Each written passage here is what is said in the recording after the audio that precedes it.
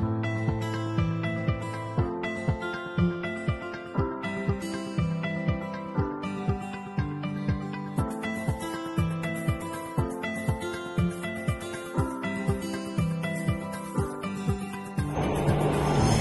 bakit dinadagit ng lawin ang mga sisiw. Tagalunsod sina Roy at Lorna, ibig na ibig nila ang pagtira sa bukid ni na Lola Anding at Lolo Andres tuwing bakasyon. Marami at sariwang pagkain sa bukid. Bukod dito, marami rin bawang karnasan at kaalaman ang kanilang natutukan. Isang tanghali, habang nangakyat ang magkapatid sa punong bayabas, ay kitang-kita nila ang lawin na lipad pababa. Nagtakbuhan ang mga siso ilalim ng damo. Naiwan ang inay manok na anyong nalaban sa lawin. Mabilis na bumaba sa punong bayabas ang magkapatid at sinigawan nila ang lawin na mabilis ng lipad papalayo. Natawag ang pansin na Lola Anding at Lolo Andres sa sigaw ng magkakapatid. Mabilis silang nanao ng bahay at inalam kung ano ang nangyayari. Kitang-kita po namin na dadagitin ng lawin ang mga sisyo ng inay manok. Kaya sumigaw po kami. Paliwanag niya. Lolo, bakit po ba ditadagit ng lawin ang mga sisyo ng inay manok? Tanong ni Lorna. May magandang kwento ang inyong Lola Anding at sagot sa inyong tanong na iyon. Sagot ni Lolo Andres. Halina kayo sa upuang nasa lilim ng punong bayabas. Wika ni Lola Anding. Makinig kayong mabuti. Ganito ang kwento.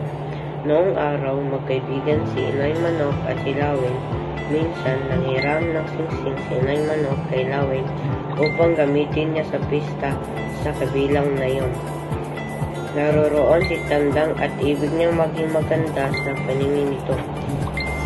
Tinanggal ni Lawin ang suot niyang singsing at binigay niya ito kay Inay Manok. Ingatan mong mabuti ang singsing ko, Inay Manok. Napakahalag niyan sapagkat bigay pa yan sa akin ng aking ina. Maluwag sa sarili ni Inay Manok ang hiram na singsing, ngunit siniot niya pa rin niya ito. Salamat, Lawin, wika ni Inay Manok. Saan mong iingatan ko ang inyong singsing? Kinabukasan, maaga pa lang ay nagbihis na si Inay Manok. Isiniot niya ang hiniram na singsing at pumunta na sa kabilang na yun. Maraming bisita si Tandang at nagsayawa na sila nang dumating si Inay Manok. Nang makita ni Tandang si Inay Manok, ay kaagad niyang sinalubong ito at isinanaw. Masaya ang pista, sari-sari ang handa ni Tandang. Tumagal ang sayawan hanggang sa antukin na si Inay Manok. Pagkagising ng Inay Manok ng umaga iyon, ay napansin niyang mawala ang hiniram niyang singsing kay Lawin. Natakot si Inay Manok na baka tuluyang mawala ang hiniram niyang singsing. Kaya hanap dito, hanap doon, kahit dito, kahit doon, ang ginawa ni Inay Manok.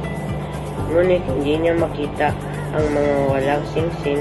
Nagalit si Lawin at sinabi na kapag hindi nakita ni Inay Manok ang singsing, ay kukunin at kanyang dadagitin ang magiging anak na sisiw ni Inay Manok.